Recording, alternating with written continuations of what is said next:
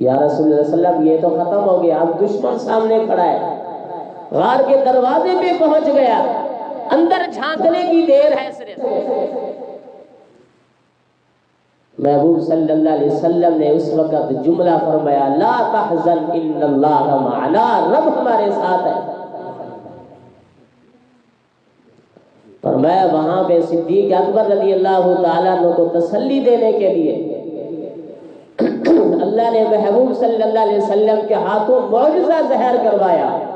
غار کے اندر محبوب صلی اللہ علیہ وسلم نے فرمایا صدیق ذرا غار کے دوسری طرف تو دیکھ، حالانکہ غار بالکل چھوٹی ہے۔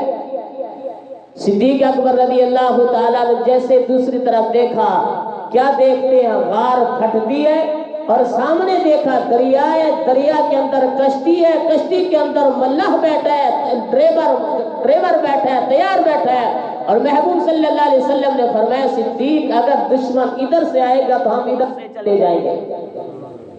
حالانکہ وہاں پہ کوئی دریا نہیں تھا، کوئی کشتی پہلے ڈرائیور نہیں تھا، لیکن محبوب صلی اللہ علیہ وسلم کے ہاتھوں رب نے معجزہ دکھایا تاکہ صدیق مطمئن ہو جائے، اسے اطمینان ہو جائے، اطمینان اسے مل جائے۔ اور دوسرا معجزہ